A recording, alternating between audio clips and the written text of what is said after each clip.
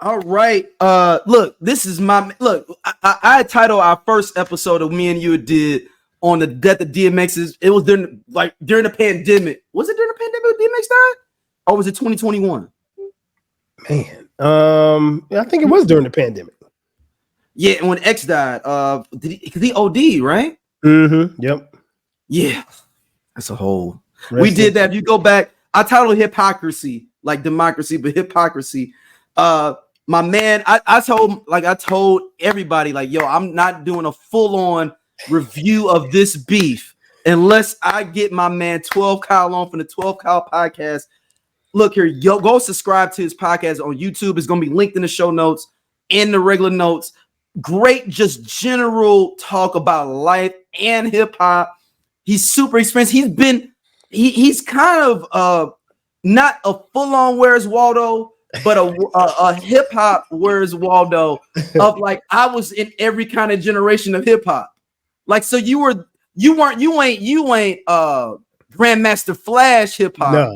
No. You're Nas hip hop because you're around the same age as Nas hip hop. But then you were still in the club in the early 2000s when Ludacris and everybody's popping down in Atlanta when you were down in Atlanta. Yep. So like you kind of are the bridge of the gap between the golden era and our modern era. So I always respect and listen to your opinions on your podcast on hip hop. I was like, man, I gotta have him on for this.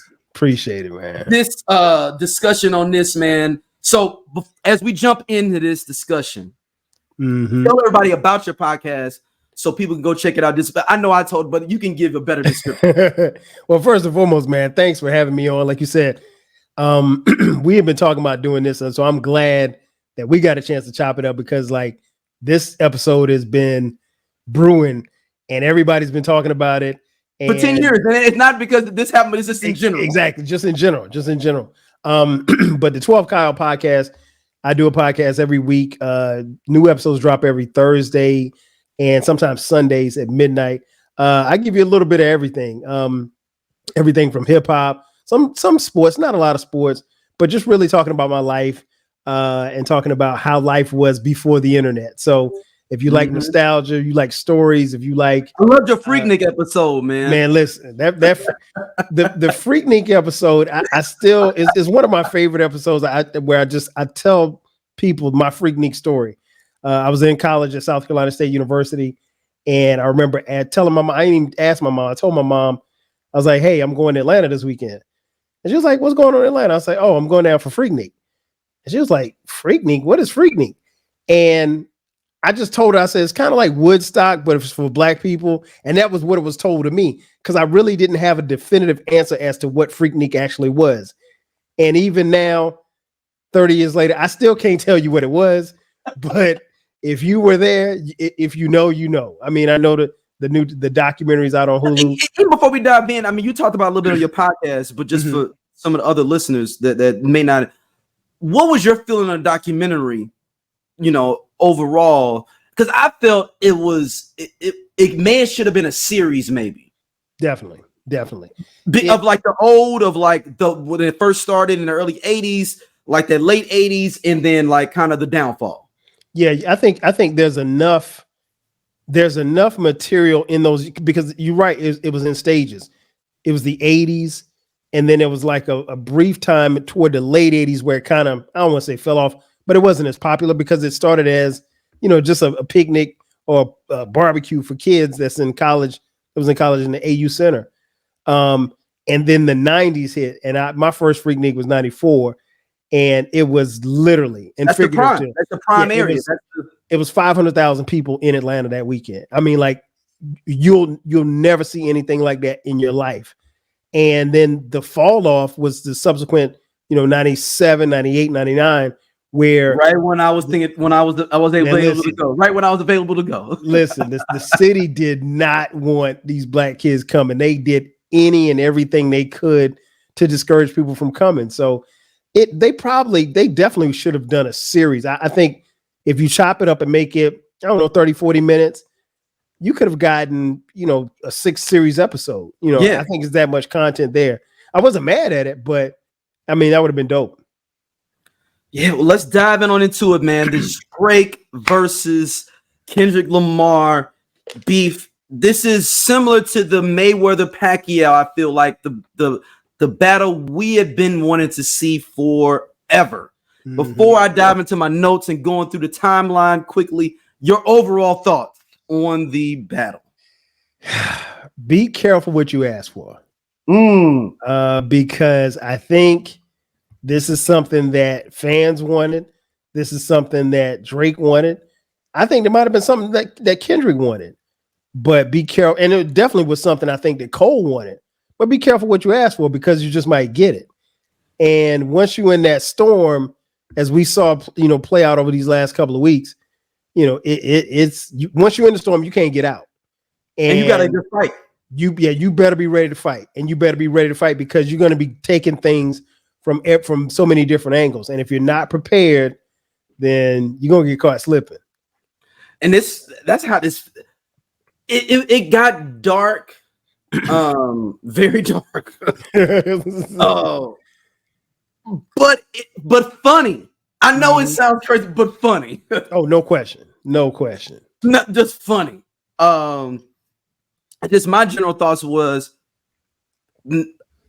this is I won't say it's a changing of the guard of hip hop. It's a reshuffling. Mm-hmm. I agree. And I don't know if it's going to be good or not on the back end. So I think it's just reshuffling of everything. And there's just going to be a new guy. Drake will not be that guy anymore. And I'm not saying it's going to be Kendrick either. Mm-hmm. I'm just saying, and I don't think Kendrick wants to be that guy. No, I don't think so either. But I think it's just a reshuffling. It'll be like how we look at the NBA, those years where there was where Steve Nash is winning MVP, and we're like, really? Like we may have a couple of years. Not the Nash MVP. Yeah, I mean, but we're like, I know what you're saying. Okay, I guess this is the Steve Nash era of the NBA. This is going to be kind of wallowing, and then we're going to hopefully there's a new young dude that comes up from this and comes into the fray. So let's start the beginning of the beef. A lot of people they say they understand and know the beef, but I think the beef in general people think comes from control. I think it is control, but I wonder if there's things layered below that Kendrick had problems with in general. Can you hear me? Yeah, you good. You good. It's layered, man, because I think one of the things that we have to remember, like you said, where this goes, I'm not really sure because this was probably the third time we've had the two best in the game go at it.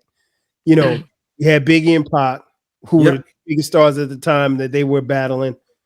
Jay-Z and Nas, who at the time were the two biggest stars when they were battling. You could maybe say 50 and Ja, but I don't necessarily. I guess we get one every decade then, right? Yeah, maybe you could say that. Basically, we get one every decade. We didn't get one in the 2010s though, I guess, right? Right. No, because I mean, the beefs that happened during that time, they were smaller beefs. Nothing major. It was never where you had basically a Clash of the Titans, and that's what this was. So it'll be interesting to see how it goes forward. But yeah, man, I was here for it. I was like, look, we got these guys. It's been, sneak disses here and there. And I mean, I think the freestyle on the BT Cypher was a deliberate diss. People say like, oh, that was sneak. I feel like that was a deliberate diss. And I feel like Kendrick was trying to bait him early. Mm-hmm. And I will give Drake super credit for not taking that bait early. But what was he? And I'm not familiar with. I can't remember the timeline of that particular cipher. But then he turned around and had Drake on his album on the good. No. That was after that. That's after. This is after Poetic Justice. Cool. Okay, got so this is Control. Then that freestyle came out right after that at the BT Cypher. Oh yeah, the Control verse said a whole man. Yeah, and then the BT everybody was like trying to get these sensitive rappers up out their pajama clothes. Mm-hmm. High five. And all the rhymes that are talking about Drake. Drake didn't take the bait. Mm-hmm. Smart. I respect Drake for that because I think that could have ended Drake's career early. he was smart in picking his battles at that particular time, and then sometimes. Unless somebody was saying somebody's name directly, if it was indirect, you could kind of brush it off as, well, he ain't talking about me. And then the streets could kind of decide whether or not he was or he wasn't. But and he can always say that he didn't say my name. Exactly. He can say whatever about pajama clothes. He wasn't talking about me. Exactly. And then we progress through the sneak disses throughout the years. There's thousands of them, y'all. We ain't gonna cover all that. It's thousands of them. Right. But J. Cole accidentally lined up Drake to be shot on first person shooter or on purpose. I've been trying to figure this out. If he purposely did it or if he accidentally did it. He walked him into it. He walked him into the lion's den. I mean, no, he did. He walked him in. You know, it might not have been intentional, but he did. But I describe it as though with him rejecting being on the song and them having a good relationship in general with Kendrick and J. Cole, a general good relationship. I wonder if Kendrick said, "Don't have me around this dude," or talk about me with this dude. Like there's some kind of maybe inference or maybe directly said. And it's like, you bring him to my birthday party and said he was in town. It's all good. Right. Yeah. But it's like that old feeling or that old saying we used to have back in the day, you know, just because he your man, that don't make it, he ain't my man. You know, you want this your man. Okay. This your man. But nah, we ain't like that. And so you got to be careful. You got to tread as a man. You got to tread lightly with that right there. Because you could. And then going on tour together too. I think that was a thing of like, oh, what? Oh, I thought we was all individual entities and we just kind of have our kind of stalemate of like, I stay here, you stay here, you stay here. Oh, but now you working with dude? I just feel like it was all this. I tell people all the time, it's literally World War I. If people understand the history of World War I, it wasn't one thing. It was one thing here that all these different alliances come together because I roll with them and I got to roll with them. And it's just one thing that kind of scuttlebutted everything. No doubt. Big thing. No doubt. And I mean, like, to take it back to how it was when we were kids, it's King of the Hill. It's King of the Hill. And the man or the woman that's standing on top got to defend the hill. And this guy was able to stand on this hill, at least in his mind, or maybe a lot of people's mind, for a very long time. And, you know, when you stand on that hill, it's a beautiful sight, but everybody else has their eyes on you and they want that hill too, just like you standing on it. So. Yeah, and then we first person shooter. Now Kendrick is enthralled now. On like that, I felt that was the most aggressive. like I was like, oh, when the way he was saying the lines, people were like, oh, we just J. Cole. He only said it one time just to let him know you're in my radar. But he kept on saying bum after lines that were directed after Drake. Look, the idea that you came back to do an ad lib after it to put in bum. Right. Like, I'm gonna put a bum right here. Bum. I don't like this guy. You know what was interesting about that is like it really kind of, there's some unwritten rules, right, in hip hop.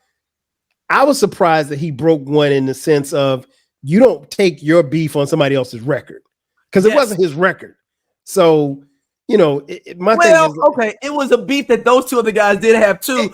Exactly. So it's kind of, So it kind of worked out. But generally speaking, you make your beefs on your own record because, I mean, that made it. What was interesting about that song, man, I remember the first couple of times I heard it, it was just his verse. I didn't even hear the rest of the song.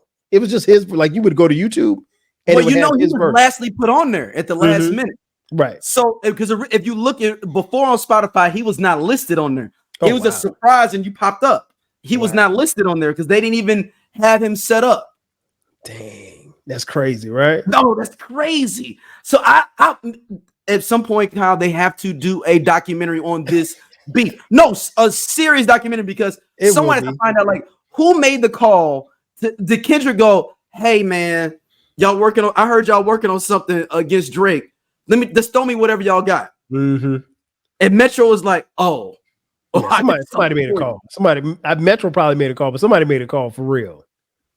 Yeah, and you're like, what did you do? What do I have? I got something for you. Right. Because if you listen to the song, it feels like it's really a Future song, and it's just a Kendrick verse thrown in the middle of it. And you know, they probably weren't in the studio at the same time. No, and I think it was probably just a Future song, and they probably added him after the fact of like, oh, Kendrick said he want to get on something. I threw him this.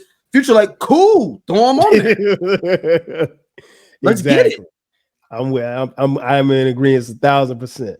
So then it was just then because that it took Drake 2 or 3 weeks to come back with something, right? With push up, right? Probably about 2 weeks. Yeah. The timeline is crazy. But the thing is, though, it goes back to social media. Like you said, I think that pressure Drake got pressured in this whole thing.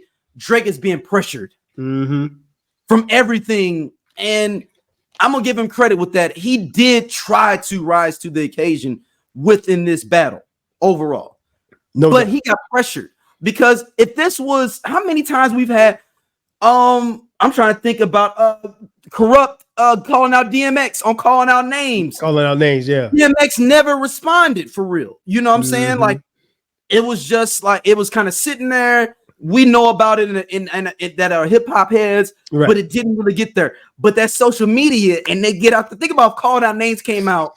You know, listen, social media changed. It changed a lot because, and that's one of the things I was trying to explain to some younger cats. Like, they're like, oh man, he got 48 hours to respond. I'm like, wait a minute, it don't work like that. Like, y'all got to understand. And even if I take it back to Jay-Z and Jay-Z dropped Takeover. And Nas didn't respond for like another 8 months, and it was so long in between the no. It's two sides of that though. I was just realizing it. So Jay-Z kind of messed up because he does it at Summer Jam, but he just says this is not Prodigy in the first verse, and he says as Nas he don't want it with Hov, and he cuts it off. He should never have done that. In theory, if I'm Nas, I already know something's coming out. That's in the summer. Takeover doesn't come out till September 9/11. Yep. So Nas comes out December with Ether. So I'm saying, yes, if you talk about the first time that he mentioned his name, yes, it is that amount of time. But if he already knew it was a missile coming in theory because you said, Nas, you don't want it with Hov. Okay, well then what you mean by that? And the thing was like it was so much time in between. Like, there were some people thought Nas was done. Like they thought he was done. Like and I'm a Nas guy, and I was like, man, my boy on the ropes. This ain't looking good for my boy. And I mean, he came back with Ether, and it was just like it was a wrap. Like it was Ether. I mean, like people can say what they want about Takeover, but Ether is a verb to this day. It's like in football, moss. Like you got mossed. Ether. You got nobody know. I mean, Takeover is a dope song, but people can recite the lyrics to Ether. If you put it on right now, we could go hand in hand with it. I can't do that with Takeover. Not lose. I can't do that with Takeover. And Takeover is a dope song, but I can't do that with Takeover. I can't quote Takeover like that. No. You can go to the average person that was in their 20s or in their teens in high school. They know Takeover. Like at least the first verse. Facts. Probably the whole song. Yeah. If you put the beat on with it and let them be able to catch up to the lyrics. Yes. For sure. If we look at this time scale with it, it's 3 weeks and I think Drake got pressured. Like once again, Drake got pressured into saying, all right, man, I'm on this track. It's people like myself doing YouTube videos talking about he a bum. Like it's all out there. Yes. I'm a part of it too. I know, no. Like, but I mean, people were waiting. They were waiting on something because we were waiting. This is Pacquiao Mayweather. We've been talking about this for years. We're like, what's going on? Why ain't nobody getting tested for Olympic drugs? Let's get this done. Right now. So Drake comes out with push-ups. Right, push-ups. Yep. Which is a good diss. It is. And I mean, like when he referred to Kendrick being short, I thought it, like you mentioned earlier, it was funny. Yeah, it was funny, and I was like, okay, Drake, okay, you got a bar now, but that made me chuckle, and I thought that was a very good jab right back at him. You jabbed, I counter jabbed. You know what I'm saying? But you didn't learn from Jay-Z. You can't. If you're gonna diss to someone singularly. You can't try to fight multiple fronts on a disc. Can't. That's all. It's almost like having another person on your disc, which is what a problem with when we get to the Family business. not the family. No, the AI joint that he did. Right. Yeah. Which I had a problem with that because like it's AI. I mean, you don't need. Then we go on tailor-made right after that. Yep. Yeah, tailor-made. That's what it is. You don't need Snoop and what was it, Snoop and Tupac on your record? Come on, man. Fight. And the thing is, like the Tupac one, that was, and in general, Drake has and going back to your original statement about being the king of the hill. He didn't realize, hey man, I as Drake, regardless of how big I think I am, I cannot use Tupac AI. No, Kendrick may could have got away with it, and I'm not saying that it would have got, but he had somewhat of the faculty to get away with it, like because he's from LA, he's from Cali, he's in that kind of vein. Some people may have been upset that was our age, like what you doing, but you basically set up Kendrick for later on getting Cali on board that we'll talk about later. You basically kind of set up the pins for the night down. Right. I agree 1,000%. And did you think though, kind of with the tailor-made, it was a horrible diss in general though. It was just, and now you're poking the bear to an extent. And then I'm thinking Kendrick's letting him do this thing. He's really running a Sun Tzu on him. If anybody's read Art of War, he's running a Sun Tzu on him. Just like, let him run around, do his thing. And this dude got clips. We obviously sleep it as we go forward. So we wait 13 days, y'all. And out of nowhere, like manna from heaven, Euphoria drops. Just literally out of nowhere. Like out of nowhere. And just like a Beyonce album, y'all. Because this will be in a time capsule of life. Not the Beyonce read album. about how Beyonce albums was dropping in the early 2010s when she was just midnight. You wake up, Lemonades on iTunes. That's how this was and people at the AI got so bad. I didn't know if it was real or not. Even when I first listened, I was like, what's the? You're trying to figure out the connection because the way he started rapping and he's got the voice change a little bit, and you're like, okay, is this AI? Like, I'm like, is somebody pranking me, sending this to me? Right. And I'm like, oh no. The I Only Listen to 90s Music podcast is a show for 80s babies who were 90s kids. If you were a No Limit soldier, then this is your show. If you believe that Cash Money is not an army but was a Navy, this is the show for you. If you and your friends ever tried to sing a song written by Escape, In Vogue, Shy, or Boyz II Men at a talent show during middle school, this is your show. The I Only Listen to 90s Music podcast is a bunch of 80s babies talking about all the songs and things that we loved when we were kids and teenagers. So if you went to the skating rink and you were at a lock-in, this is the show for you. If you think that Tevin Campbell was the original Prince of R&B, this is the show for you. If you don't understand the conflict between Monica and Brandy, but you're kind of on Monica's side and understand why Brandy got punched, this is the show for you. Make sure that you tune in, subscribe, click the little subscribe link. We're here. We're going to talk about all things 90s music. This is the show for you. That second part you get in, you like, oh no, this is Kendrick. Right. Because they had a disc for Kendrick that was AI that came out like a week or two before that. I don't know if you remember that they had somebody AI'd up. I saw that, and I think, but the difference was on my timeline, people had dismissed it immediately. It was like, oh, that's fake. Euphoria. So, yeah, before Euphoria. So when Euphoria came out, I was like, is this real? But it was on his YouTube page. And that's how I knew it was real. That's how I knew it was real. I went straight to YouTube because it was on Twitter. I saw the link on Twitter, and the link led me to his YouTube page. So people before they had listened, like, oh, that's fake, but they hadn't clicked and saw that the IP went to there. So what was your initial thoughts, Kyle, when you first heard Euphoria? Man, I sat there and I listened to it, and I'm like, whoa, wait a minute. And I'm listening as he's kind of going through step by step by step. And I'm like, okay, this is it. Because now the gloves are off. And when he said you got a leak in your camp, I'm like, man, this dude is calculated.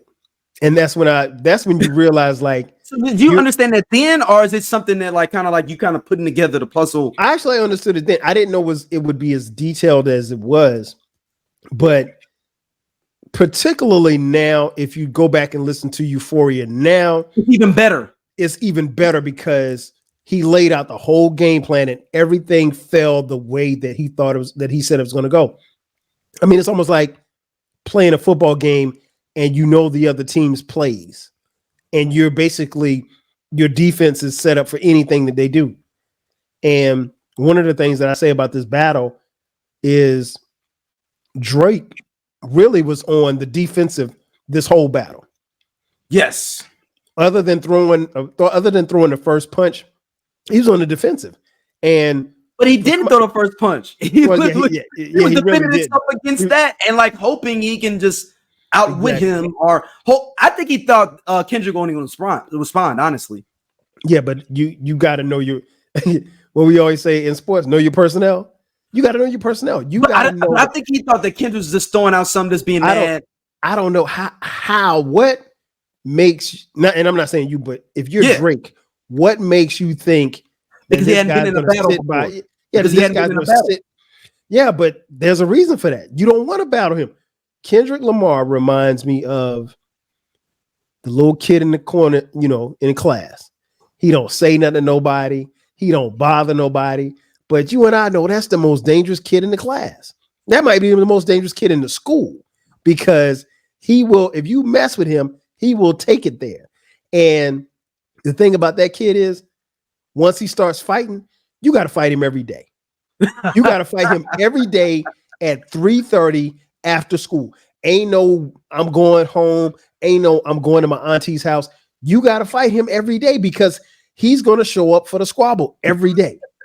And if you ain't ready, he's going to punch you in the mouth. And I think that's where I think he underestimated Kendrick's output of like how much he can. I think that's what he thought. Like, oh man, I come out with tracks all the time. Kendrick come out every 3 years. Like I think he misunderstood his potential output potentially. I heard KRS-One say this once. No. I already know where you're going because I put it on Twitter. I was like, Kendrick is from the school of KRS-One. Yeah, that he wrote a rap battle for every rapper. Every rapper. Every rapper that was in the upper echelon, KRS-One said, he had a diss song for everybody. Everybody. He said he did up to this day. I just saw an interview in like a year or two. He's like, I still do it. Yeah, just in case. And sometimes, and that stuff's never, for somebody like KRS-One, is probably never going to get released. But you don't think he got smoke for Kane and Rakim and every LL, all of his contemporaries back then? Kendrick's from that school. And I think when he jumped into that battle, he was ready. I don't know how ready Drake was, but he was ready. Right. That's what I'm saying. Drake did not anticipate. He's like, oh man, this dude take 3 years to come out with albums. He got that one verse. But he thought he was going to be able to walk it out and be able to say like, oh, well, this is what it is with that. He's been waiting on this for a long time. Like you said, I know he has, since the Control, and maybe even before the Control verse. He's been waiting on this for a long time, and it was one of those situations where it happened, and you heard the phrase, "You got the right one today." Oh, Kendrick was like, "Oh, I got time today. You got the right one. I got something for you." And Drake, like I said, he was off balance. He's been off balance this whole time. And he threw the first punch with the like that. Mm-hmm. And he was like, oh, I can come out with 2 tracks. And he's like, Kendrick to respond for some weeks. And he thought that he was going to rerun the McMill playbook. He thought he was going to rerun the McWhip play. I'm going to go back to back on him because I did that work before. That wasn't going to work. not with this he guy. He was like, I'm going to rerun the same playbook. It take him a long time. Damn took X amount of time. It took another 3 years due to Mr. Morales. Blah, blah, blah. Mm-hmm. He ain't got time. And then I know he had to wake up to Euphoria to a 6-minute and 23-second track of just nothing. Honestly, if I thought the battle was over then, to be honest with you. Yeah, I think I tweeted, I was like, okay, Drake probably should stop. Because here's the thing. I felt like even as Euphoria ended, I said Drake should stop because I don't think this guy right here is going to stop. Right. Because he's going to keep going. I was just like, no, you for him to come up with that. And I'm like, dude, this dude is telling you got a leak in your camp. At the very least, you should explore that. Like, you know, and the point when he said, don't tell no lies about me. I won't tell no truths about you. And he made that prominent where it went into the next beat, like, don't tell no lies about me, no tell truths about you. And then went into the next stanza. Mm-hmm. And I mean, like that became really the signature part of that song because that foreshadowed everything for whatever people want to believe. Now I know some people, how do you know that this right here happened, or how do you know he has I don't know that any of it's true, but when you're in a beef, it ain't gotta be true. But that man already said though too. It's like, and let's move forward with it. So then he comes out with LA 616, what was it? 616. 616. Which is all kind of metaphors, even with Euphoria, going back to Euphoria, even with the metaphors and when he dropped it on Kobe's 2 numbers, it's all these metaphorical things he's doing. So it's like a weird thing. He literally fed his fans or core base of hip hop heads with the first 2 tracks of like, you want all the metaphors and the triple entendres of different things with the Crody being, you know, his name is cat and them calling him a pussy at the same time. And, you know, and you can go, and we ain't gonna go through we ain't do no rap genius on y'all. So you can go through and dissect the lyrics. We're talking from a high level, but it was feeding us cats like me and you, like, oh wow, like this is some like dog. Dog, Euphoria. I know we're in the time of the moment. Euphoria is top 10 diss track, dog, of all time. And that's saying a lot because we've heard a lot of great diss tracks. But just the way it's so layered and like he laid out a blueprint, and he also didn't waste the bar. Yeah, that's the thing. He didn't waste the bar. He didn't waste the bar, and even in laying out a blueprint, he also laid traps. And I'll be damned if Drake ain't stepping them traps. I mean, just right into every trap possible. From Metro Boomin's traps, every trap. He just stepped in traps across the whole board. So he comes out with that. It's a smooth little joint. And he literally was nudging Drake to respond. Because it goes back to thinking like he knew somebody in the camp, or maybe he didn't, whatever it may be. He nudged him like, I want you to respond. It's a nice little cool diss. It wasn't nothing crazy. Right. Just something to just. And then you got to remember, it's back to back. So he's gotten 2 off. So now the crowd is like, wait a minute. And the 618 is 616 is better than your Tailor Made. Exactly. So now, even if you want to give a push to push-ups versus Euphoria, which I don't, but even if you did, you now have he's 2-1 on you in theory because of that. You were behind, and you playing from behind. And then he comes out later on the week, and he let it sit for a couple of days too, because I told people Euphoria is going to get better to people as the days go by, and it did. It definitely did. Man, I listened to it today, and I was like, somebody was like, "Oh, it's not that good." I was like, "Go re-listen to it. Listen to it in your car." I went to the grocery store bumping it, and I was like, "Oh, this thumps too." Yeah, it's one of those joints, man. Like you said, I listened to it today, and I was like, "Damn, he said it." Because sometimes, especially now, these songs came so fast. Sometimes you didn't get a chance to really, really process it and sit with it, and we'll get to that, especially when we talk about Drake. Yeah, but once you go back and listen, because I don't know, some fans don't ever go back to these songs. When you go back to it, I'm like, yeah, Euphoria is a killer. Euphoria is gonna be played like that's in like my life rotation. Euphoria is like 100%, just because it's just so in the echelon. So then Drake waits a couple of days. Because he's blitzkrieged at this point, he's just at this point he got to get off the ground. So he's trying to do it. He did the Teddy Riley on Versus. Remember Teddy was looking around like no, remember Teddy tried. We in the pandemic. We just doing the phones, man. Right. Playing your music. He couldn't figure out why the chords. He got all kind of shit going on back here. He got a full band. We in a pandemic, so you got a whole bunch of people maybe potentially giving out COVID at the crib. To make a point of this Babyface. Babyface just sitting there with his guitar. That's it. And just pushing buttons. That's it. Push play, push pause. Push play, push pause. And Drake makes this long video, puts a thing on Instagram with the Family Matters thing, and has this long thing. My song's coming out at 9.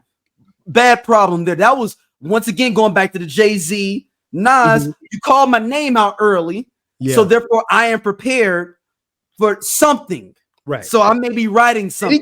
Did he give a time frame that it was going to be at? That? He said it's coming out at this time. Oh wow! When he's putting stuff on Instagram, I saw the it was. He said coming out tonight, movie, like 9 or something. There's like a movie, and then he said on his story, then it was like a yellow tape or something like that. Yeah, it's like 9 o'clock or whatever. He said it's coming. So therefore, even if he didn't give us that, he said today it's coming out. Can't do that. And then you got the academics of the world and all these other streamers telling, it's coming out tonight. Okay. If you're Kendrick and you're loaded with remember the Super Soaker backpack with the 200? Hell yeah. When the first 200 joint came out with the backpack. Yeah. Hell yeah. He basically got this, but you only see he got the front part, but you ain't know he got the backpack. Man, listen. Crazy. That Drake song, I went back and listened to it. It's a dope song. It is. It really, Family Matters is probably his best effort. Now, I thought initially that Push-Ups was a little bit better disc, but Family Matters is a better song. But especially, I think when the beat flips that third time, it was at one point during that beat, and I'm not really one to get hung up on beats, but I was like, damn, this beat is so cold. I actually want him to stop rapping just so I can listen to this beat. And so, but once again, he's fighting multiple fronts. He's trying to you can't do that. Rick Ross, The Weeknd, ASAP Rocky. Because there's one man you need to be focused on. Right. When I saw it was because it's a 7-minute song, right? So I look at the joint and I'm like, damn, this shit 7. I was like, he rapping for 7 minutes? He going to Kendrick for 7 minutes? What the fuck is he gonna say? And then I'm listening. I don't know how hard he going. And then I'm listening. I'm like, well, wait a minute. Who is that? And I had to actually go to Twitter for people to tell me. And I heard the bar about Ross, but the other people who just, I'm like, why are you wasting bars? You wasting time. Because this dude, trust me, that's that. And I heard somebody say this, and I can't remember it, but I'm gonna steal it. They said that Drake was making a diss record for the fans. Kendrick was making a diss record for an audience of one. Yep, Drake. Audience of one. Monty Jones that came up with that. That's what. Yeah, Bo said that. Yeah, shout out to Bo. An audience of one, and I mean, that's where he was going. So, the Family Matters, the video was dope, but bro, he did all of that for 30 minutes. 20 minutes later, 20 minutes. So I fell asleep. Okay, yeah, I missed what happened. So I fell asleep for the first song. I wake up like a minute before the Kendrick joint come out. So so I went to sleep early and everything. So I wake up, I look at my phone, somebody like, yo, Drake and this Kendrick. So I get on Twitter and I immediately see Kendrick then diss Drake. And I'm like, so I went to go listen to the Kendrick one first. Because it's right here. It was already clickable right here. Boom. Wow. And then I think Drake didn't put it on YouTube originally. He had it like didn't he have like streamers or something? Like I think I saw it on Twitter. No. I saw it on YouTube. He did it on YouTube. And I was like, oh snap. I was like, oh wow, he's doing a psycho evaluation. That was the first thing. I was like, who's he talking to? At the third verse, when he said, hey, daughter or whatever, I was like, it don't even matter if he's lying or not. Because I was like, is it true? But the idea that you've done it already, it's like me being a thief and you'll be like, hey, Daryl been thieving. Dude, I already went to jail for 5 years for thieving, so you can claim that I thieved and people are going to believe it because I've done it already. Exactly. So it's a great lie. Even if it's a lie, it's a strategical lie for you to be able to move something forward. Yes. He laid, and when I say laid it out, man, let me go back to how I because I was up. Yeah, so you was up. Okay. I So was then up. I started being on Kendrick Drake watch at that point. So then I wasn't sleeping for the weekend. Man, listen, it was Friday night, and we had family group chat, me and my cousins, and so we were talking about the Y'all still talking about Euphoria? Yeah, we were talking about 616. Okay. And then Drake's song came out, and so I was like, all right, let me get away from the chat. So I put the phone down as far as the texting, and I'm listening to it. I'm like, okay, family matters. And so I'm watching the video. It's got words on the screen. I'm like, okay, I ain't even really pay attention to the whole taking the Kendrick van and smashing it. I ain't pay attention to that because I'm listening to the words. And I was like, this is dope. I was like, but he's wasting time and bars on people who ain't in this beef. It's a 1-on-1. It ain't a 4-on-1. It ain't a 5-on-1. It ain't a 10-on-1. And that 20v1 got pushed out. Basically, Kendrick took your 20v1 out saying, hey, I'm going against 20 of your writers. Exactly. So now your idea of 20v1 is over, but he didn't understand that. He wanted to keep or maybe he wanted to keep the public idea of like, I'm fighting so many people. Give me grace. Chess versus chess, difference between playing chess and checkers. And so I'm listening to it. I'm like, okay, yeah. I was like, okay, I'm feeling that's okay, Drake. And I think I tweeted out, I was like, man, I said Drake got up off the ground because he was clearly on the ground. Yeah. Euphoria put on the ground in the 16 was just like we were texting and tweeting. And then my cousin posted something in the group chat. And he's like, oh my gosh, Kendrick responded. And I looked at it, I said, and first thing I said, yeah, I said, is that real? Because he put the actual YouTube link. And I said, is it real? He's like, it's gotta be. He says from his page. And I clicked on it and I started listening to it. And it was Meet the Parents. I was like, I'm literally sitting there like, wow, this dude didn't even give you an hour. Meet the Grams, I'm sorry. He didn't even give you an hour. Crazier. He didn't even give you an hour to let this sit. And so any momentum that Drake had at that point, I mean, the air went out the room. I mean, like it was. And if it wasn't over then, it was definitely over then. Yeah, but no. The next day, he decides to basically, and it's so strategic. Like I said, the first part was for us as hip hop heads. The first two songs. The second two songs, like, oh, you want some messy shit and talk about some dirty stuff for the general public? I got you on Meet the Grams. Oh, you want a party song to be able to kick it to? Listen, the proverbial nail in the coffin.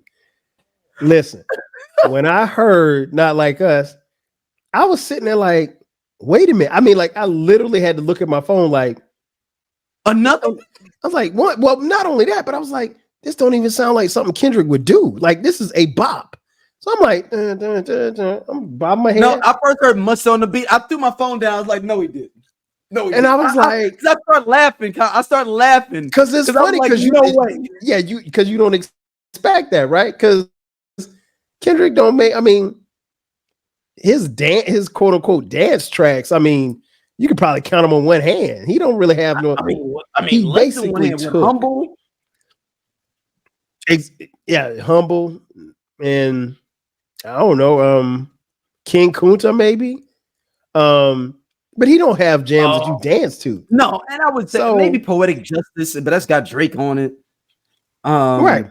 But I mean, the point is he doesn't have bops, as the kids say. And so I'm listening to it, I'm like, and then I went back to Twitter, I'm like, do y'all hear this?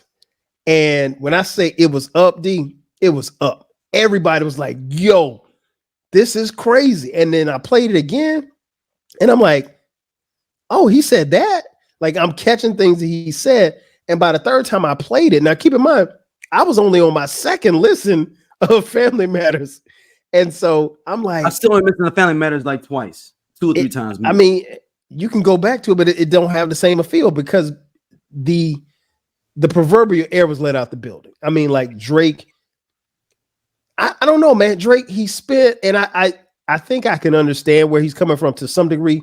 He put in this whole production. He's filming a video. He's doing all this stuff together. And he thinks that this is the knockout blow. He had warned that he was going to, quote unquote, push the button.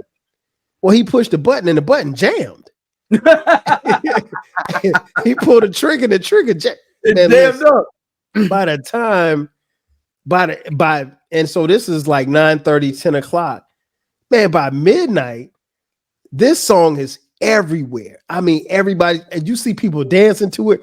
Man, I went out that night for my walking. I went out for my homeboy's wife's birthday. Mm-hmm. The DJ put it on. Yes. And some people hadn't heard it, but it was just like people was just kind of grooving because the beat. They didn't know what was going on. They just grooving in general. When I saw I think Mustard was DJing somewhere in LA. Yeah. And he put it on and people were dancing to it. And you started suddenly seeing videos from that particular night. I'm like, well, damn, this song has only been out a couple of hours. But that's the internet. And people are like, oh, it's only LA. I've seen videos from like New York. I've seen them from like Toronto, even the UK. Listen, my homeboy, he got a video from a girl that he's messing around with, and he put in our group chat. And this was a spot in Atlanta. And when it came on, it was, I mean, everybody was bouncing. The whole club was bouncing. And again, this is 1:30. So the song had only been out maybe 4.5 hours max. Yeah, that's what I'm saying. Like it came out an Atlanta club is 7-8 o'clock Eastern. And Atlanta club is jumping. And I was like, wow, this is crazy. So by Sunday, it's up. And I mean, like, and I tweeted out, I said, man, look, there's no need for Kendrick to keep punching this dead body. Because it's over. There's nothing he can do. And then when he dropped the Heart Part 6. Yeah. I thought it was decent, but you know, when you get into what he also messed up, he didn't put in the Heart Part 6 with the Roman numerals. So now Kendrick can still go do the Heart Part 6 for his with the Roman numerals. And he just it was even the stuff that he was talking about. It had legs, but I mean, like, you know, he misinterpreted the mother I sober thing. The idea that he fed Kendrick information, come on, man, that's a lie. We knew that. There's no way that you would give your opponent bullets. I'm willing to accept that the 11-year-old may be a lie from Kendrick, Probably. But that's more plausible because you've done it before than you just saying, oh, all this dissing he's been doing. He's dropped 5 diss songs in less than a week, literally less than a week, and you're saying that you fed him that. Yeah, no, I don't want to be part of your team. I don't want to be part of whatever team you got. There's no way that you would have fed him. There's no way you would have given him that, because at this point it's a gunfight. I'm not giving you bullets. You just gave, even if, let's just say, like you said, let's say that the 11-year-old girl ain't yours. There's no way you're giving him that information. There's no way.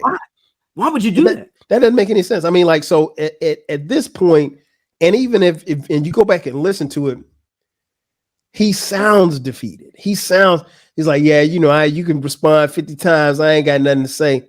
So it's really Drake at this point. He got the 4 disses ready for Kendrick. Man, he just put up a thing on his IG. When today? Yeah. Hey man, leave well enough alone. And he's using these other conduits with like some of these bloggers and stuff like, oh, he got 4 disses ready. Man, listen. When that song came on and it said, I see dead people, he was talking about you, Drake. Yeah, you were dead. So, but the crazy thing is, I think Kendrick had a lot of these songs already pre-done. Oh yeah, no question. Because if you go, I went to Top Dog's thing. He said, I see dead people April 4th. Wow. Now it may have been punched up with different details. He went back for it, but the idea that he was like, "Yo, I'm gonna do a mustard joint on him," may have been brewing for a minute. Something tells me Alchemist was like, "I sold him that beat 3 years ago." Yeah. He something tells me meet the Grams. Something tells me he's had that. I don't think he just got that mustard beat. I think he's like the Alchemist joint. I think he had that beat for a while. But the thing is, even like, what was that? I think on one of the songs, he said, I think it's Meet the Grams at the end, he said family matters. And I'm like, well, damn. I was like, now how do you know? But that goes back to Euphoria. And then he said family matters again on the Like Us. Right. And so you go back to that, goes back to, you know, what he said on Euphoria. I know what you're gonna do. You got people on your team that's talking to me. How do you know OVO don't work for me? And so, like, you had to really realize, like, if you're Drake, at the very least, you got to look around like, man, somebody doing something. I was wondering if it's not necessarily his camp, but a whole bunch of the rappers that don't like him, that's been around his camp, that is feeding him. Not necessarily OVO. Mm-hmm. Like, it becomes a mind fuck because it's let's say a Future been around you for a whole long time. Well, I know this kind of stuff though. I've been around them. Yep. It ain't necessarily, but you flip it to make like, I know people in your camp, but I just know people that's been around you that don't like you. Exactly. And there's got to be a lot of people like that around him. And he's probably so big and such a star that he ain't even really paying attention to it. You know, and everybody on the team don't want to see you win. Now they're not gonna wish bad on you because they know that their meeting is tied to you. But at the same time, no. And Kendrick, he's calculated. So no, Drake can say, I got 5 more songs. Whatever 5 songs you got, you don't, because here's the thing. At this point, unless there's a smoking gun, there's really no need for either of them to put any more music out, because I don't necessarily know that anybody's gonna say anything different than what's already been said. And I tweeted out. I do have a scenario that Kendrick can come back with the song. Go ahead. Well, if he sings on a song with Rihanna, dissing Drake. I'm just saying that's the last pillar in the Infinity Stones is singing, because he's done every other one of the Drake Infinity Stones. Man, listen, the last one left is singing. He could do. I could see that happening. With Rihanna though, I'm talking with Rihanna, because Rihanna got beef with him too from all the dogs or whatever. He took a shot at ASAP, and I'm like, that's the part I just don't understand. Like, ASAP Rocky, and I don't know what their beef is. ASAP took a shot at him on the Metro Boomin album. Okay, but he took a shot at Drake because him taking a shot at Rihanna on the last Drake album. He was defending his lady. Okay, but even then, like, stay focused, bro. you got one job right here in front of you. You know what I'm saying? Like, it's so Kyle. So I'm gonna bridge this to our final conversation. Mm-hmm. Where does Drake go from here? Because I think the last verse from Like That is super poignant, where he basically took out making any rapper want to do business with him. Where he says he named and he don't say you got, because he could have been like, you got your swag from Atlanta, you got your this from Atlanta. He says you got your this from this person, this from this person, this from this person, this from this person. So now you have alienated those people from being able to do business with you. Number one, 21 Savage is done for with you because Metro Boomin is his producer. Mm-hmm. And he ain't gonna not go away from that. No. To go with your OVO situation, not gonna happen. Like, it's no disrespect. Hey man, when you get up out of this though, if you come out okay, we good. Mm-hmm. I can't do it for my career. Right. But he's alienated, and not even just those rappers. I feel like almost any rapper is alienated unless they need a boost to become popular. Mm-hmm. No established artist is gonna do anything with him for a while. Nah, man. Drake types don't mean nothing. It is so funny. We were talking about it in our group chat. We call it the Atlanta stimulus package. And as someone who lives here, I've been living here since 97. I don't necessarily know that those dudes going to necessarily want to stand next to him. And it's not that, that there's beef or anything like that, but you might catch a stray, at this point. And so not from Kendrick, from the public, from anybody. And let's just, the underage girl. I don't even want to explore that. We talking about raps. Let's move all of that stuff aside. Domestic, whatever he alleged about kids. Yeah, we have not explored that. We talking about rap. We talking about hip hop. I'm just talking about just straight up, just bars. So your question was, where does Drake go from here? That's a very good question. I don't have a great answer for it, because at this point he can still travel on the path that he's on. I just don't know that there's going to be a whole bunch of people that want to stand around him outside of his camp. Because at this point, he took the L, and the L's not gonna kill him. Because Drake's rich. He ain't broke, and he ain't probably gonna ever be broke. But I think that the thing that Drake wants and always wanted to have was the validation from the people as he rose up to the top of that hill. And maybe there's some people that validated and stamped him because he was that guy. They ain't doing that now, because what he doesn't have is the credibility. And Kendrick punched holes in so many holes in his credibility that, at least for now, you can't stand next to him. You just can't. And because that's my thing is I wonder if this is the downfall of Drake. I know everybody's like, oh, Drake will never fall. No, he'll fall. Not Everybody so fast. falls. Everybody falls. Not so fast. Because what is the main engine behind hip hop and rap is the respect of the streets and black people. If we decide that we ain't messing with this, the general population, mainstream population may mess with it for another year or two, but at some point they'll be like, hold on, my friend at work ain't pumping Drink no more. Like, what's going on? Like, and somewhat that's been Drake's fear. That's why we hanging out with Sexy Red, being in St. Louis and stuff. You know, hang with Sexy Red. That Sexy Red line when you see it, it's too bad. Like that was that's what I'm saying. This whole rap battle from Kendrick, I don't know that many from the middle two songs from, but the bookends, yes, have quotables that you will remember forever. Yes, and I don't know, man. That's a very good question. It's very capable. It's while I don't think it's likely, but it's very possible that he could fall off.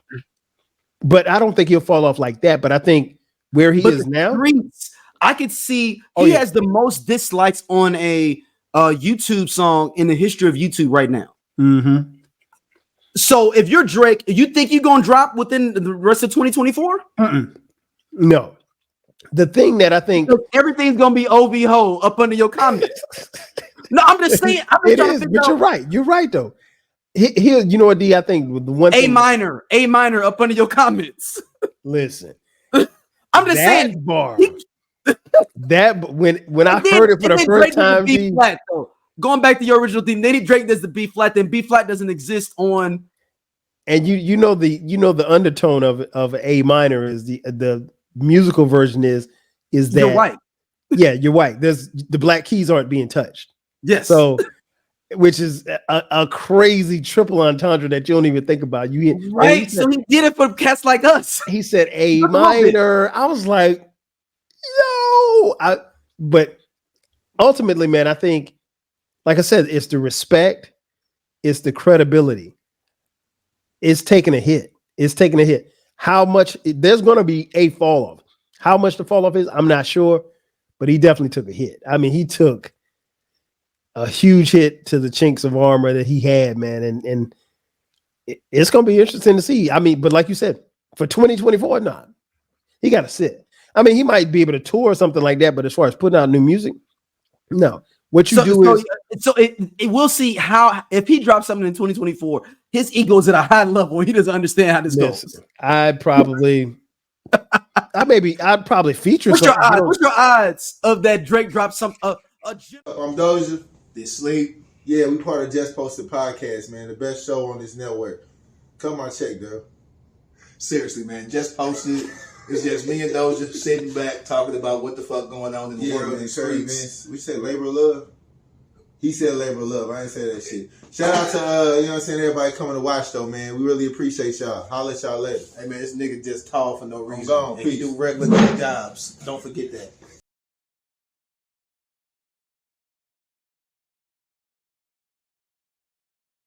Drake song featuring the rest unless you're delusional.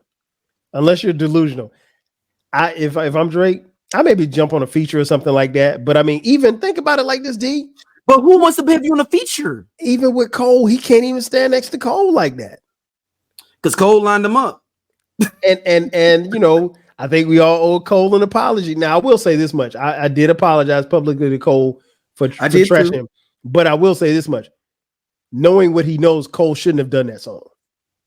He could have backed out of it without. Was Schoolboy Q? Did you see the thing where Schoolboy Q was the one? I heard about that. I heard about that. Now, that's why I think he lined them up. Because if we kind of cool and you know that something happened, you ain't that cool with me. Then if Schoolboy called me and was like, hey man, you need to fall back on this. You ain't that cool with Drake to let him know, hey man, Schoolboy who called me and told me for me to fall back, you might want to fall back too. He didn't let him give him that call. So therefore, he can't get a Drake. We'll never see Drake and J. Cole together again. Never. So it's interesting, man. I think the one thing he could probably use in his favor is that this generation in particular, out of sight, out of mind. And so things don't necessarily sit with people for a long time. So if he takes a little sabbatical, goes on a vacation, man. D, I'm telling you, if he what's we're in May, recovered? Right? Who's recovered from something like this? He recovered the first time just because of that. That was more of a hip hop thing. There are people at my job in group chats talking about this in the main lobby. Man, listen. Nobody was talking about the Pusha T. That was more in our hip hop culture. They got this old dog on 2020. Man, listen. I heard it on CNBC today. That's what I'm saying. You can't talking about Ari. He was talking about the Drake Kendrick battle. This is it. This is it for Drake, man. Yeah, I don't want to write. They're saying that we not fucking with it. Yeah, and see that's the thing too. When you see, I mean, like. It gave it, especially this with this jam, it gave everybody a chance who don't like Drake to pop out and be like, yo, this is our anthem. We don't like you.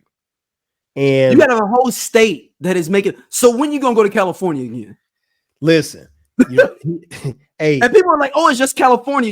California is like 20% of the population of our country. You know what's interesting, D? When I went back and I listened to Family Matters.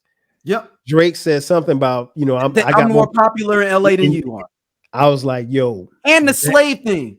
When he said you rapping like you trying to free the slaves. Those were two other, when you talking about earlier the traps, listen, those were two traps. He walked in on his own.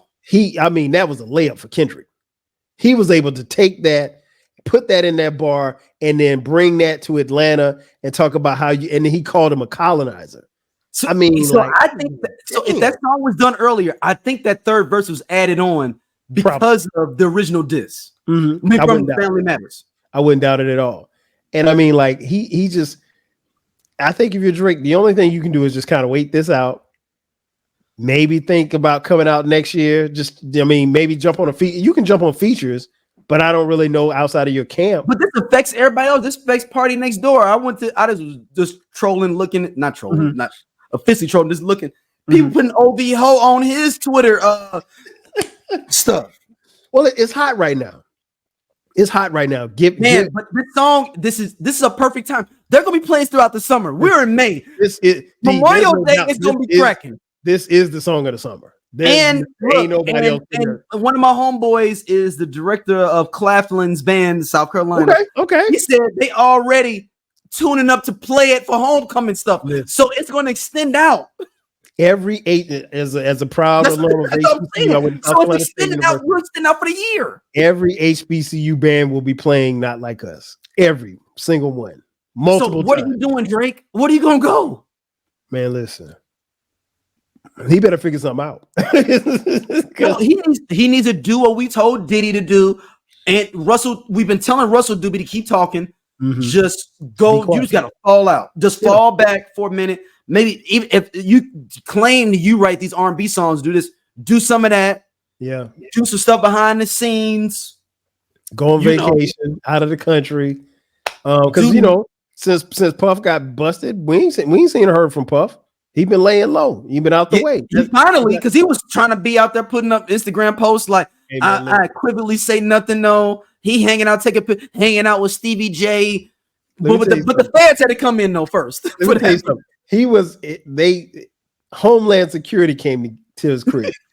He would have been better off if they took him with them. The fact that they didn't lets you further know that they're coming back. And they were just solely interested in getting what they wanted out of the house. Once they got it out the house, the case is probably about 97% done.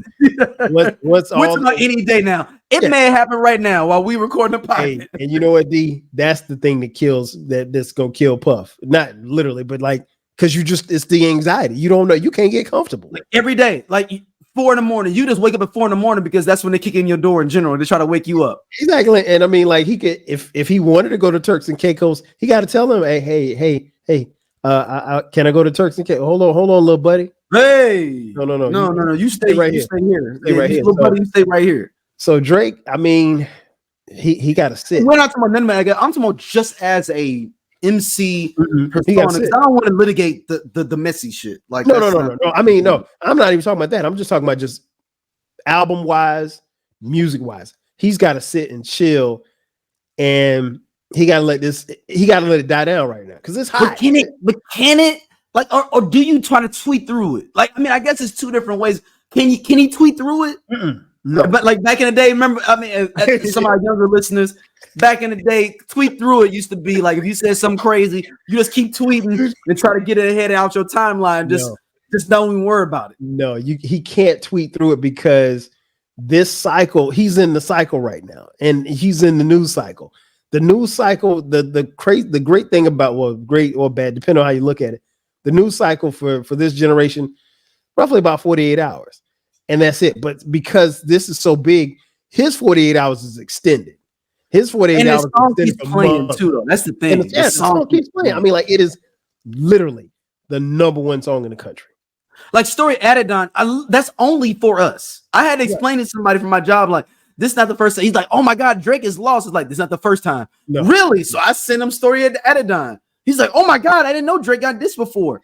That was only us that knew about that. Yep. And so, and again, this is a titan. This ain't somebody who, I saw people when he was battling Pusha.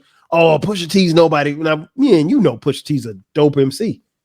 But Drake's fans, oh, he ain't nobody. He Drake sells. No. Listen, in hip hop, we don't care about your record sales when it's battle time. And like I heard somebody talking about how the numbers were, and Drake had more dislikes. I was like, we don't care about that. I mean, yeah, that's a good aggregate just to give you some. It is. It is. Like, no, I said no. I said this battle wasn't going to be won on who had the most likes or who had the most streams. It ain't about that, because Drake is a pop rapper. He's a pop star, and people got mad at Mos Def for saying that, but that's true. And so he's a pop star. Kendrick's a rap star, and they're in different echelons as far as popularity is concerned. But none of that stuff matters. Lyrically, he was going to have to bring his A game to beat Kendrick Lamar. He tried, but he did. He tried to pull the antics he tried to mitigate a rap battle in the social media space, not knowing the rap battle will get itself in the social media space from what you spitting on the track. That's it. Especially in this one, because it's two titans. And we've been waiting on this, like you said, for 10 years. So, he got to lay low and just hope. I mean, it's not going to blow over, but he's got to hope that the next time he gets in front of a microphone and puts out some music for himself or somebody else, that people have moved past it. But you saying 2024, you just sit out 2024. Got to. I mean, like, I'll be honest, like, and I'll go back to Jay-Z and Nas. Yeah. I think, to me, I mean, it wasn't even close that Nas won, but in the long run, it still paid off for Jay-Z. I mean, your favorite rapper is going to take a L every now and then. I mean, like, nobody gets through this unscathed. And from LL Cool J. Did LL lose a battle? Nah. I don't think he did. I guess Karis won too, though. I guess Karis won too. Yeah, Karis did. Well, but he only had one and a half. That's a tree people ain't gonna bark up. Because that's another guy. We talked about him earlier. He gonna have, you're gonna have to fight him every single day. And that's what I say about Kendrick. Like, I don't think Drake knew his personnel. Drake didn't think that. What about Kendrick Lamar made you think that you could just get Family Matters off and you done? That ain't it, bro. You got to have 10 songs ready for him. It goes back to my original thing. He didn't think he had enough material because he doesn't come out with material. Mm-hmm. So he thought, oh, okay, that's cool. He had them 2 songs. That's probably all he got for a minute. Wait another week. I'm gonna drop this Family Matters. People will be talking about this for the whole weekend. He dropped it on Friday, thinking it was going to go through the whole weekend. He tried to be strategic. And you got 20 minutes. 20 minutes. 20 minutes. That's crazy in and of itself. And then when I say, like you talked about earlier, like the differences in hip hop, that to be honest, Dig, I don't even know if somebody can pull that off, going forward, because we were all invested in it. I don't necessarily know the next beef we're going to be as fully invested in. Find out Sukiana's going against JT right now. Yeah. Nobody can. And then I know, I'm just saying. We're gonna find out. We're gonna see the lower cards. Exactly. And over a period of time, it'll be just like what you mentioned earlier. Like, we will compare this beef and this battle to other battles in the past, and then we'll also compare it to the ones that will come forward. So if Ty Dolla $ign got a beef with, I don't know, 50 Cent, I don't think we're not going to see this for another 10, 15 years, Kyle. Not like this, no. Because we literally had 1 and 2. That's it. This is like having 1 and 2 in the NCAA championship, and they both undefeated. Yep. Or maybe let's say Drake's got 1 loss, and it's 38-1 versus 39-0, and they literally in the championship, and it's like, we going out for the best team of this time. Yeah, man. And we got it. And when you look at the timeline, even in that Basketball Reference, Drake was up by 15. Kendrick Lamar was up by 15. Drake dropped Family Matters to cut the lead to 5. And 10 minutes later, it goes back to 15. It goes back. And then they bring a cat off the bench that was a JUCO transfer that could shoot threes randomly that you didn't know about, and now it's up by 30. And now you're down by 30. You didn't know about this guy. Yeah, you like, where'd he come from? He ain't on our scouting report. Like, and people understand that not a transfer market. Some of our younger, like, we have a lot of younger listeners on my podcast. Okay. So back in the day, you could be a junior when I say JUCO transfers, you'd be this guy that would just come to a random college team that nobody heard about. And you'd be like, who's lighting this up? Who is this guy? But now everybody know everybody. Exactly. But back in our day, you would just see a cat come on campus and be like, where did he come from? That's what happened on Like That. I mean, not Like Us. Yeah. Just some random cat that came with a bitch and put up 15. And you down 30. And at this point, you might as well just there's no more timeouts to call, bro. I mean, like, and you wearing then some players are wearing ice on the bench on their knees. That's the Drake song. Like, hey man, we already down, man. Yeah. I'm trying to go to the draft. I'm gonna protect my knee. Hey, go ahead and zip up your windbreaker. Yeah. And then just sitting there looking salty, sucking, biting on your nail, like, because the game is over. And I mean, like, he's got some serious soul searching to do, and kind of figure out what's next, because this ain't it, bro. This and there's no need to get on, because Kendrick ain't tweeting. He ain't tweeting that. The only tweets that Kendrick sent was, he never tweets. The only tweets he sent was the ones with his song in it. So, like, and that's the thing that's so crazy. He doesn't play the social media game. He don't play, because he's about bars. He's about his and music. He don't care about being number one. That's the thing. No, he doesn't. He don't want the limelight. He just didn't like this guy. He want him out the game. Whatever reason he felt like. You on that hill, I want you off that hill. And we now, can figure out whoever else on there. And maybe the younger guy he don't care about, because let the 20-year-old make. And I wonder, maybe he was like, dude, you 38, 39 years old, dude. Let these young dudes do their thing. You hanging out with Sexy Red, who 24. You hanging out with all these young people. Sit your ass down somewhere and evolve. Maybe he was saying that. Mm-hmm. But then I just thought about something else, because shout out to Dom from my podcast, Everyone Needs an Aquarius. She's like, what if Drake evolves and try to become some person? I was like, Kendrick put him in a trick bag. Yeah. That if he does do that, then we're like, oh, the only reason you're doing is because Kendrick pressed you to try to do some different shit. And if you don't do it, people gonna be like, well, you ain't learned your lesson from Kendrick. So he's in a splinter. He got to figure it out, man. And he's old enough to figure it out, but this is the time where you got, sometimes it's okay to sit down and just think about what it, you remember how, like, get the OVO label going. Just fall back and get the OVO label going. Remember how when we were kids and get in trouble and your mom, Jazz, somebody send you to your room, you go in there and think about what it was that you did. Mm-hmm. And you just got to sit in the room to your thoughts. That's where Drake is, man. He on time out. Yeah, but you also got to be like, all right, you know what? I can't be hopping gates no more. Maybe that's what he's got to figure out. Like, maybe he needs to figure out change OVO to another label. VOO. I don't know, because OVO is going to be going for a while. I'm telling you, I think it's gonna be the rest of the year. I'm telling you, the band's gonna be playing it at homecoming. Everywhere your blackness is at is going to be playing this. And nothing worse than you getting on social media and seeing videos. Like I saw one earlier today where they played. I want to say it might have been Family Matters. They played in the club and people were booing. And they booed it. That ain't a good look. So it's gonna be. He's got it. The rest of 24 is gonna be interesting. It's gonna be interesting for Kendrick because Kendrick, he'll take his time.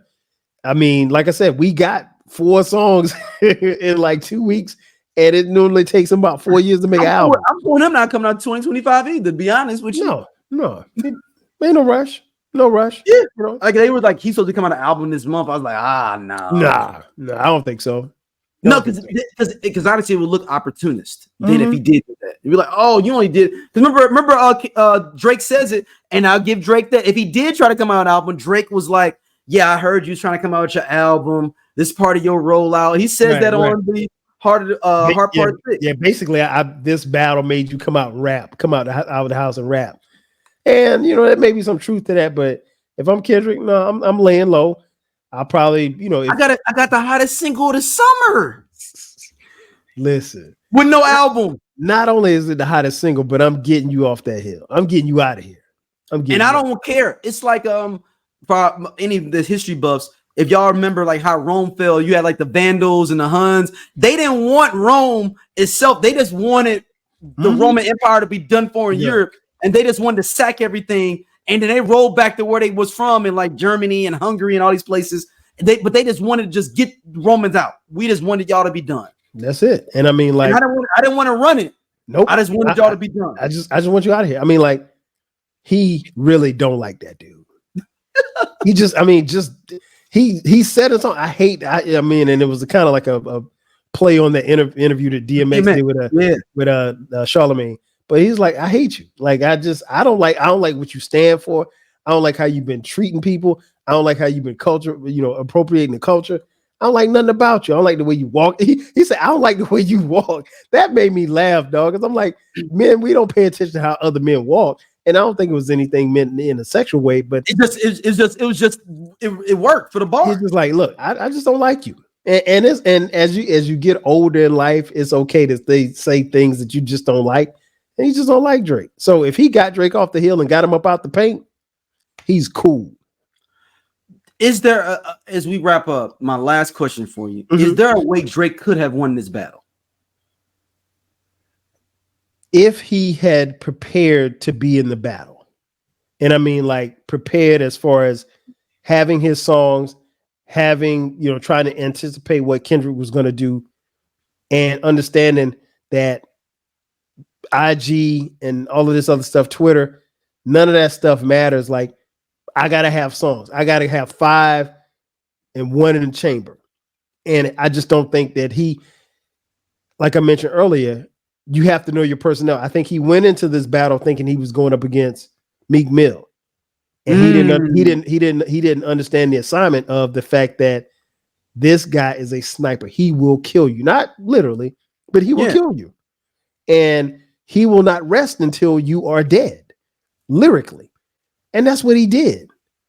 And I don't think he was as prepared. So to answer your question, he would have had to be, because here's the thing. Full disclosure, I'm not a big Drake fan, but I remain objective in this discussion. But lyrically, I don't think that they're on the same level. It would have been a better battle between Kendrick and Cole, because I think they're far better lyrical MCs. Drake is he's a great songwriter. I can't say songwriter. He's a great artist. He's a great pop artist, and he makes incredible songs. He makes the songs that can go up. He makes the songs that, Kendrick probably isn't built to make. But Drake didn't know what his personnel was, because that dude was a killer. He's a lyrical killer, and he came into the arena to battle and to fight, and he came in there with a sword, a knife, a gun, everything. And Drake came in with a backpack and some cookies. And he wasn't ready. Because I wonder, I think Drake could have won. Answering my question to myself, but I don't know if he could have done it because of his relationships. Because I would have got a Timberland beat or something, and like, no, I'm just saying, and like really, went and made it big, where it's like, doom, Timberland, just like he did. When the idea that when Kendrick had Mustard on a beat, like that, literally that coming in at the beginning, you was like, oh, this a bop. You didn't have to even go. You didn't have to hear the beat. You had to hear nothing he was gonna say. That's the crazy part. And the thing is, like, that's Drake's playbook. So Kendrick took Drake's but he lost his own playbook with getting into a Metro. Because if he wouldn't have got to a Metro Boomin, he could have done that with Metro Boomin. Hey, man, fight the fight that you're in. Don't go looking for other things. TLC, don't go chasing waterfalls. I mean, you over here, brother. The fight's here, and this guy is waiting on you, and you did all the, and you know what's even, I know we got to get out of here. I had somebody, an associate, actually text me. He's like, Drake is winning by a landslide. Like, and what was this? What point was this? This was after was this okay? It wasn't Family Matters. This was after the 616 or 618? Yes. Yeah. He said Drake was winning by a landslide. I was like, did you hear what he just dropped? He said that, and that was before we got Meet the Gram. Did you respond to him like, what do you think now? What did he say now? No, I told him, I said, we're not having this conversation. I was like, if you can't have, and that's the thing. Yeah, I think, because it's just a real thing. Like back in the day, I remember when we were all like, yo, like Drake is killing Meek, and Meek in general, you would think we would be in a more of a Meek camp, and Drake killed him. Mm-hmm. And my thing is, I can talk about hip hop with anybody, particularly if you're being objective. But if you, and we all have our favorites, but if you don't have any objectivity, I can't talk to you. I mean, it's just like, and it's only some people I'm having a rap conversation with in general, because you don't have the historical thing to go with it, and just the breadth of everything. Like, oh, I mean, Drake. And even having those conversations on social media, it's nuanced because one, you only got a certain amount of characters, and then two, I mean, if you're 27, dog, no disrespect nobody 27, but I'm 51, right? So, dude, I just saw somebody. I don't know if you saw the tweet I put out responding. I don't tweet as much as I used to, but he was like, yeah, Drake was an innovator because he's the first rapper to be singing. I saw that tweet. I didn't see that you sent it, but I saw somebody tweet on top of it. I was like, so you don't want to talk about how Drake took his whole style from Fonte? Yeah, stole it. And what's funny, I was talking to my homegirl. She's a huge Drake fan. We've been talking and texting this whole battle, and I mentioned that. I said he stole his whole style from Fonte. She was like, "Who is Fonte?" I was like, "Sit right there." I said, "I'm gonna send you some." And you sent it to her, and she was like, "Wow." Yeah, she heard. They even got a song. Don't you got a man? Yeah, that's my joint, and that's what I like. Yeah, Drake. I like that joint. Yeah, I like that mixtape Drake. But I mean, yeah, man, I'm not. He has his fans, but when you say something like that, and like I said, I told my boy, I was like, look, like we're not having this discussion. I was like, because you ain't objective, and if you're not objective, we can't have a discussion. I said, it ain't about older gentleman, or was he older? We're the same age. We're the same age. And he said he was winning by a landslide.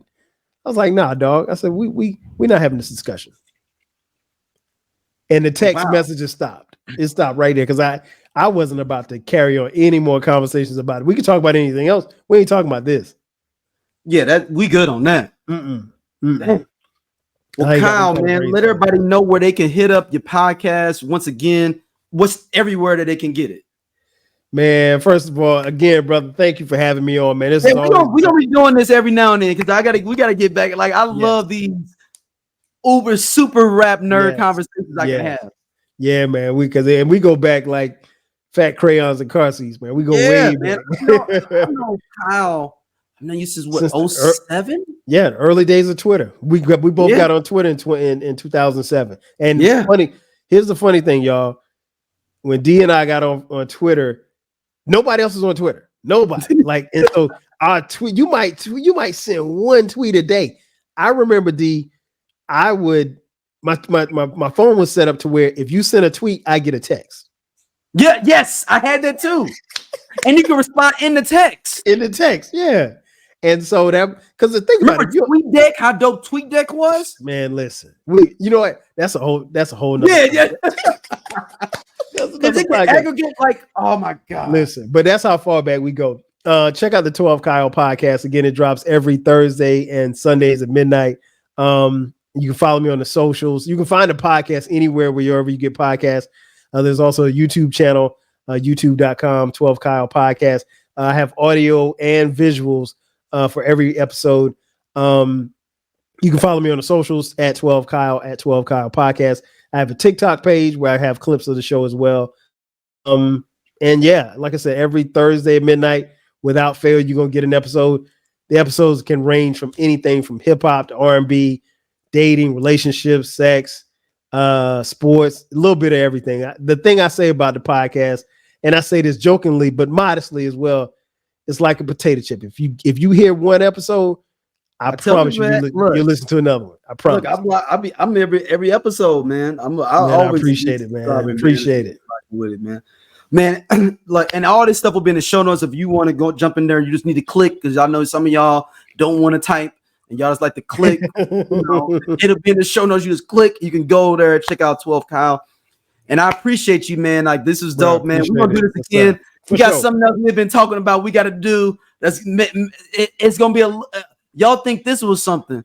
We got something that we've been talking about that is going to take a little bit more layered discussion. Yes. I was thinking about we may bring guests on for every hey man, I'm with it. Like we're gonna talk about this, but we'll chop it up about that, man.